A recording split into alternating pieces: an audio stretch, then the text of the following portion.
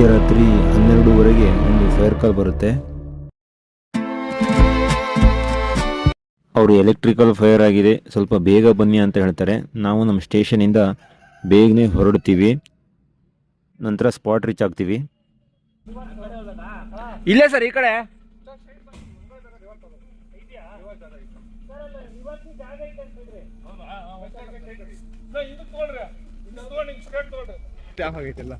ಹೌದಾ? ಮಿಷಿನ್ ಒಳಗಡೆ ಒಂಚೂರು ಕರೆಂಟ್ ಇಲ್ಲ ಸರ್.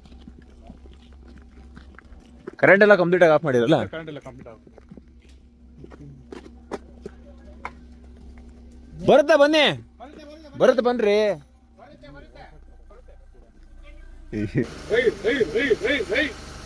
ನೋಡ್ರಿ, ಲೆಫ್ಟ್ ಕೊಡ್ರಿ, ಕೊಡ್ರಿ.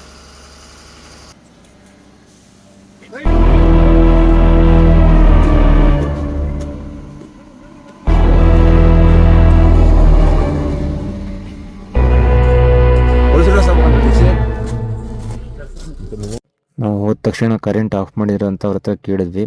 ಅವರು ಆಫ್ ಮಾಡಿದ್ದೀವಿ ಅಂತೆಲ್ಲ ಹೇಳಿದ್ರು. ನಂತರ ನಾವು ನಮ್ಮ ಕೆಲಸನ ಸ್ಟಾರ್ಟ್ ಮಾಡಿದ್ವಿ. ನೀವು ನೋಡ್ತಾ ಇರ್ಬೋದು, ಅದೇ ಫೈರ್ ಆಗಿರೋದು.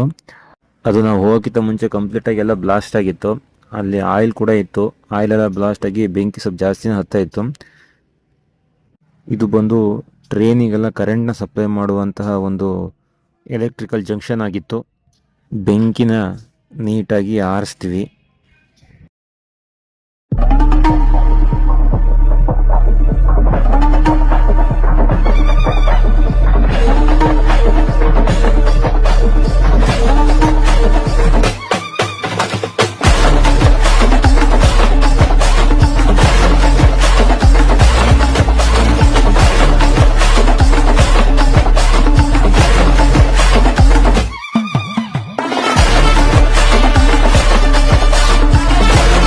ಬೆಂಕಿನೆಲ್ಲ ಆರಿಸಾಯಿತು.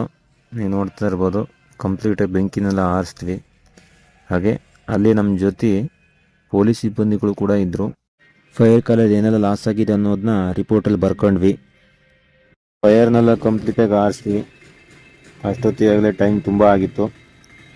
ನಂತರ ನಾವು ಸ್ಟೇಷನ್ ಕಡೆ ನಮ್ಮ ಪಯಣನ ಸ್ಟಾರ್ಟ್ ಮಾಡಿದ್ವಿ.